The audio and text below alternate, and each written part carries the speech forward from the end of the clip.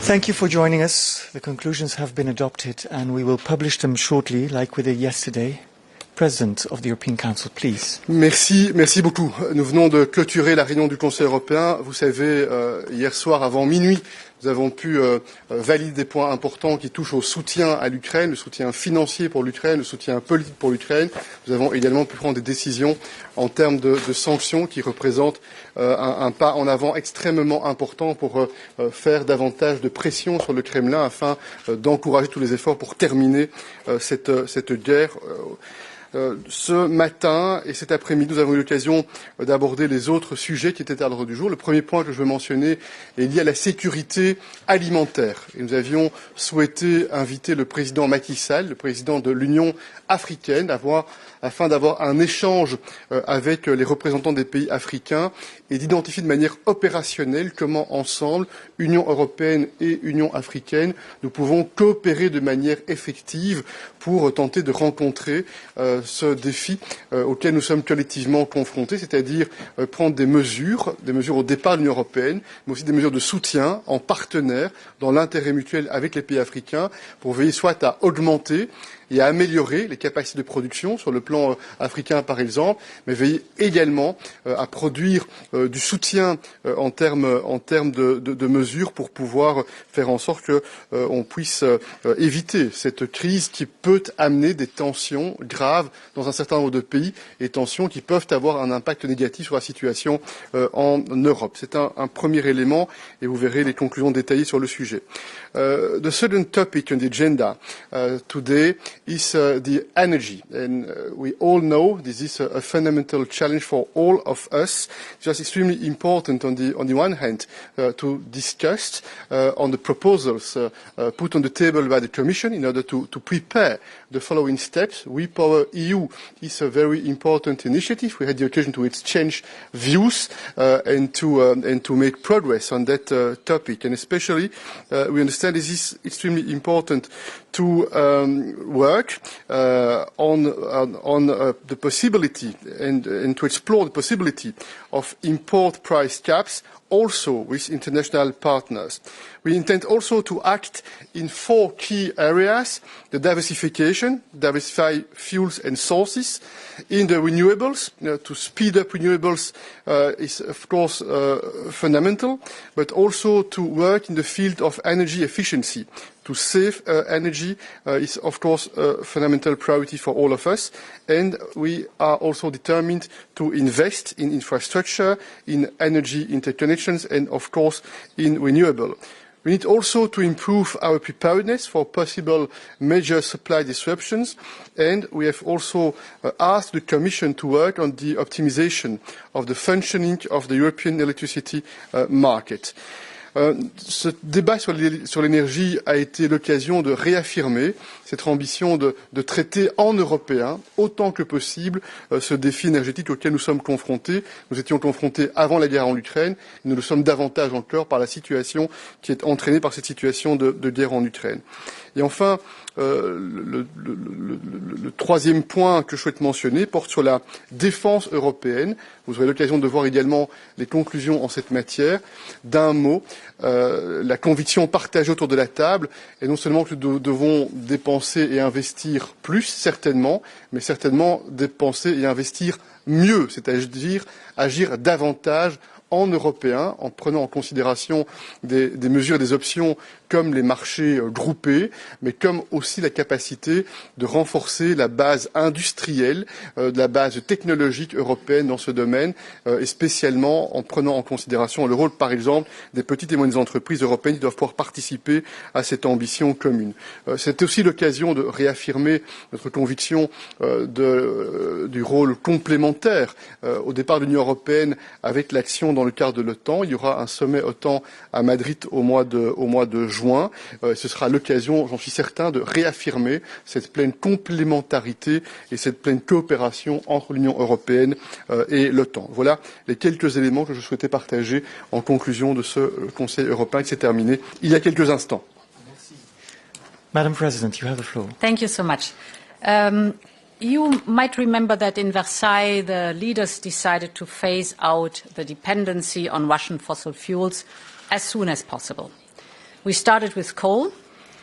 Yesterday, in the middle of the night, we decided then to have a ban now on de facto 90% of Russian oil imports to the European Union by the end of the year. And this comes at a time when we see that Russia has disrupted supplies to, by now, 5 member states. Finland, Bulgaria, and Poland, but now to a company in the Netherlands and to a company in Denmark. So our answer has to be very clear. How are we going to manage and what is the roadmap to really get rid of the dependency of Russian fossil fuels, and here with view to gas? The answer is Repower EU. It brings basically 3 different pillars that we have discussed today. The first one is the diversification away from Russian fossil fuels, specifically on gas. Here we now have set up a joint task force for common purchases, joint purchases of gas, because the market power of the whole of 27 in the European Union is much bigger than every single member state, and we will achieve better conditions. We have, of course, already since the beginning of the year started to look out for other, more reliable suppliers, and this effort is already paying off. We see today that the LNG deliveries from other parts of the world, others than Russia, have doubled in Q1 in 2022 compared, for example, to the previous year. The second element we are working on in Repower EU is the security of supply through better interconnections, so that the gas can flow wherever it is needed. And of course, the common objective to have a more strategic storage gas storage across the European Union. Here we have good news. Our gas storage is already filled at 41% of the capacity. This is 5 percentage points higher than it was the case last year at the same date. And then the third is the most important pillar, and this is the massive investment in renewables. It's accelerating the deployment of renewables across the European Union. The renewable energy has the big advantage that it is not only good for the climate, but it is also good for our independence and good for our security of supply, and it creates jobs at home. So for this plan, Repower EU, we have been discussing with the Council, European Council. We are proposing to support it with 300 billion euros from EU funding. There are different parts that are contributing to this funding. If there are any questions about it, I'm very happy to respond to them, but this is the House of Repower EU that we have presented and discussed today. Basically, it is solidarity and cooperation that are at the heart of any successful strategy to deal with Russia as a non-reliable supplier anymore. Cooperation, for example, as has been demonstrated by Denmark, Germany, the Netherlands and Belgium, who a couple of days ago showed at a joint wind summit what it means to develop the wind power, the offshore wind power in the North Sea. And of course, solidarity, this was a big topic today, ensuring that in case of a full disruption of gas flows from Russia, gas is indeed allowed to flow to wherever it is needed in Europe. The second topic was defense. The war, again, was and is a stark reminder for our member states on the need to strengthen our defense capacities. We have seen positive developments, notably, of course, we are all aware of Finland's and Sweden's application to join NATO, the strongest military alliance in the world, and they will benefit greatly from their membership. But also the fact that since the beginning of the war, leaders and the member states stepped up and announced by now 200 billion euros in extra military spending. Now it is important that we ensure that these stepping up and additional investment, we get the maximum value out of it. And we all know the challenges that exist within the European Union or the European model. On one hand, it is the lack of investment over the last years, so the gaps have to be filled. But the bigger challenge is the fragmentation we have within the European defence industry and the duplication of weapon systems. Here we see that this leads to increased cost, to reduced interoperability, so we have to improve this situation. And therefore, it is first of all helpful that since the beginning of this mandate, the European Defence Fund is up and running. It's a strong incentive to work together. The pilot programs so far have benefited to more than 600 entities, and 26 member states have used so far the European Defence Fund. This is an encouraging start. But there's also a second element now when we replenish the military material that has been sent to Ukraine, for example. It is important that this is coordinated, and for that we're setting up a task force to coordinate, also to deconflict the replenishment of the national stockpiles. And the Commission will propose before end of June to mobilize 500 million euros over the next 2 years from the EU budget to incentivize the joint procurement by at least 3 member states. This is, let's say, a pilot for a longer-term proposal that will come in the course of this year for a European Defence Investment Programme. Finally, the third topic was on food security. Charles introduced in the whole topic already. At the moment being, we're facing one overriding urgency, and that is 20 million tons of wheat are stuck in Ukraine, and they have to get out. And therefore, we have created, and we're working hard on the solidarity lanes that will enable it to bring out parts of this wheat through a land route and trains towards our parts. It is not trivial, and it is, of course, more tedious and expensive, but it is necessary to get this wheat out. The second point that is important, that we now give relief to the vulnerable populations and the possibility to afford the food. For that, we have pledged 2.5 billion euros. And we propose to mobilize reserves from the European Development Fund to support, for example, sub-Saharan Africa. The third element in that is that we step up our own food production. We expect a record export of cereals of 40 million tons in 22 and 23. And within this scenario, we call on all partners not to restrict global trade on agricultural products. So any kind of trade restrictions have absolutely no place in our member states or globally.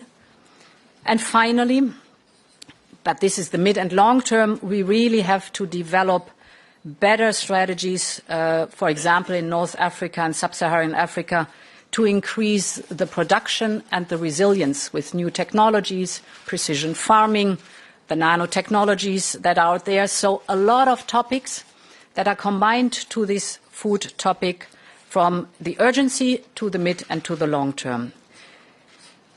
We will coordinate all our actions with the Team Europe approach to feed into this work. I will travel to Cairo mid-June to discuss all these issues with President al-Sisi, because we have to look at them not only from a European Ukraine perspective, but also from a regional and bilateral perspective. Many thanks.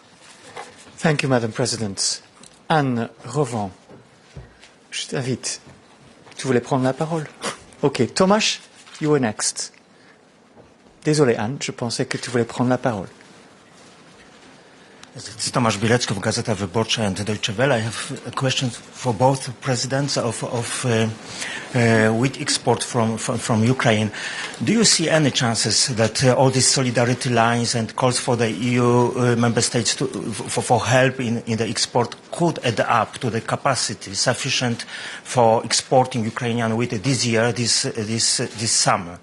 If not, because it seems for now it's too little, what would be your comment on these ideas of transporting the wheat through Belarus, on the price of it through Belarus to Baltic states? And if not, do you see any diplomatic possibility to convince or to make Russians to unblock Odessa port to export the wheat? Thank you. No, you are absolutely right. It should be the first priority because there are 22 million of tons of grains that are blocked in Ukraine, especially in Odessa. And a few weeks ago when I went to Odessa, I had the occasion to see with my own eyes what's the situation on the ground. And for instance, countries like Egypt and other countries in Africa, they are victims of this situation.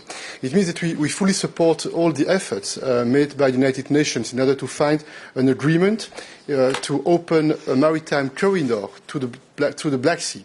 It would be the best option in order to make sure it is possible to export grains. But we are not certain it will work. We hope it will be possible to get an agreement on that important topic, and that's why we are also working, based on the proposal of the Commission, on those green lanes in order to facilitate alternative routes. And with the leaders today and yesterday we discussed the different possibilities in order to develop alternative routes, but we know that it's more difficult, it's more expensive, it's more difficult for obvious logistic reasons, and we try to facilitate in order to reduce the administrative burdens, which is also an important question. About Belarus and the access towards the Baltic Sea, we understand that there were also talks at the level of the United Nations on that topic, and we support all these efforts. But in the short term, we don't see a concrete result, a concrete achievement. And you know that we have decided sanctions on Belarus, on the potash and the fertilizers, for instance, and we think it is very important to maintain the pressure against the Kremlin, but also against Belarus, because we feel that this country is helping a lot Russia in the framework of this war launched by Russia against Ukraine. Yeah. Only little to add. Charles described indeed our efforts, or the international efforts in the Black Sea. It is important not to underestimate the work we can do now, and we are doing now. Indeed, these 20 million tons are there. On average, Ukraine exported in normal times 5 million tons per month. Now we are at least at a range between 200,000 and 1 million ton per month with these measures of the green lanes, for example.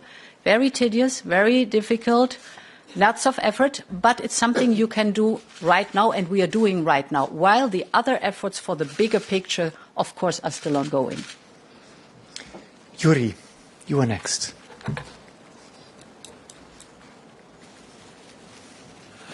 Yes, thank you very much, Yuri Shiko, Ukrainian service of Deutsche Welle. I have a question first about the embargo on oil. It, of course, is great that the EU reached this deal, but if you look at the message it sends to Russia, it looks like it says to Russia that Russia has still time, 6-8 more months to continue destroying Ukraine till the embargo enters into force. And it says like Russia has all this time in order to find other buyers for this oil. So my question is, which message do you see it sends to Russia, and how it helps to stop war now? And the second question is also, because you discussed today a lot of energy, what do you see? Ukraine is connected to European continental electricity grid already for a couple of months, and I know that the work is going on the commercial of selling of Ukrainian electricity to the EU countries. So which perspective do you see? I think it's rather to Frau von der Leyen question. Which perspective do you see here? How soon it might start this commercial trade of electricity with Ukraine, and how can it help also Europe in its energy transition? Thank you very much. I think it was an outstanding success that we were able to connect the electricity grid that fast. You must know that in February, beginning of March, there was a planned decoupling of the Ukrainian electricity grid from the Russian electricity grid, with initially the plan to recouple again and take 2 years to then join the European Union. Of course, when the war hit, it was absolutely impossible to recouple Ukraine to the Russian grid, and we managed within 2 weeks to couple the Ukrainian grid to the European one, and this was and is a big success. And therefore, I think it also shows that we have ongoing work during the war that always improves and supports the situation of Ukraine. So it's very important not only to stare at the war, which is atrocious and horrible, but to never give up on doing the daily work to improve the situation of Ukraine itself. For your wider question, I think we have to look at 2 points. It is a wind-down period in 6 to 8 months till the end of the year. So it's not an abrupt and full speed supply during that time and then abrupt end, but a clear reduction of oil already.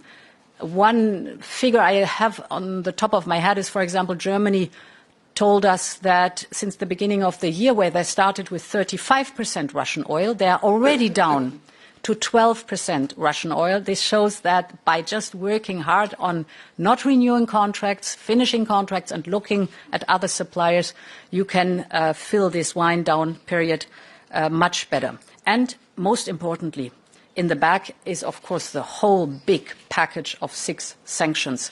And these sanctions are biting hard and are really destroying, and that's the goal, the basis, the financial basis of Putin leading this war, and hitting hard the Russian economy. I would also say a few words about that important question, because I think that when we were in Versailles a few weeks ago, not many observers would have thought that it would have been possible for us only in a few weeks to take such a concrete and strong decision. We have decided to sanction Russia by banning Russian oil. This is extremely important. And we will succeed in the following months to implement that decision.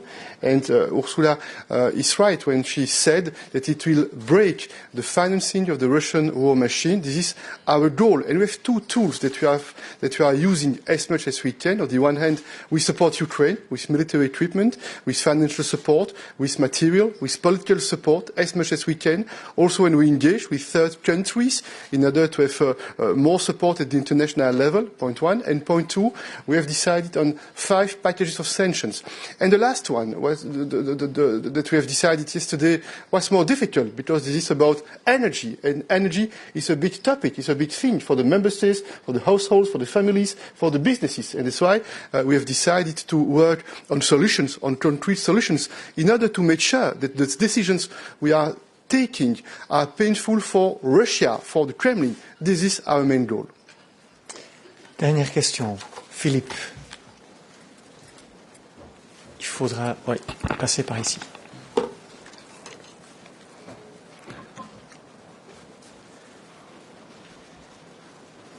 C'est tout un voyage. Merci Philippe Renier, Journal Le Soir. Une question pour vous deux. Est-ce que vous partagez la vue de certains États membres qu'avec ce 6e paquet, il est temps de marquer une pause sur les sanctions, notamment pour voir évidemment leur effet, mais aussi parce que ça pourrait commencer à coûter, ou bien, selon d'autres, il est temps déjà de préparer un 7e paquet. Et petite incise, Monsieur Michel, vous aviez dit hier que vraisemblablement le Coreper de mercredi achèverait tous les travaux et que donc le 6e paquet pourrait entrer en vigueur dès mercredi ou jeudi. Est-ce que vous confirmez cette date? Et puis j'ai une question sur la question de la sécurité alimentaire. Moscou ne cesse de répéter que la cause de ce malheur est attribuable essentiellement aux sanctions occidentales, le fait qu'on ne laisse plus leurs bateaux atteindre nos ports, et demande par ailleurs le déminage de toute la mer au large d'Odessa. Est-ce qu'il n'y a pas là, à vos yeux, un piège grossier qui consisterait évidemment à faire déminer l'arrivée à Odessa pour ensuite lancer l'assaut sur ce port? Merci. Peut-être 3 points très rapidement. Sur la dernière question concernant Odessa, c'est pour ça qu'un des sujets, vous pouvez l'imaginer, est lié aux garanties de sécurité. Parce qu'il n'est pas de question que sous couvert d'un corridor maritime pour des raisons humanitaires, il y ait une fragilisation de la situation sécuritaire de l'Ukraine. Et vous pouvez imaginer que nous soutenons la position de l'Ukraine chaque fois qu'elle tente de défendre la préoccupation légitime en matière de sécurité. C'est un premier élément.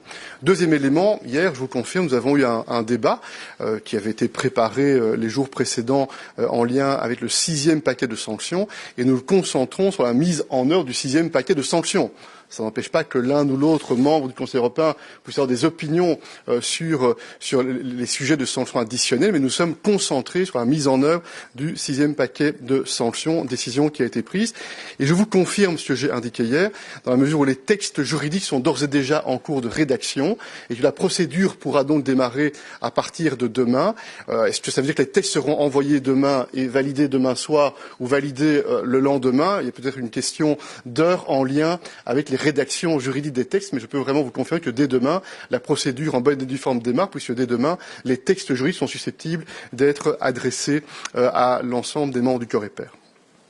So what your question is concerned on sixth package and the follow-up, I think on one hand we have to look at the Russian economy and financial market, and on the other hand on the big resources to the Russian government, that is energy, fossil fuel energy.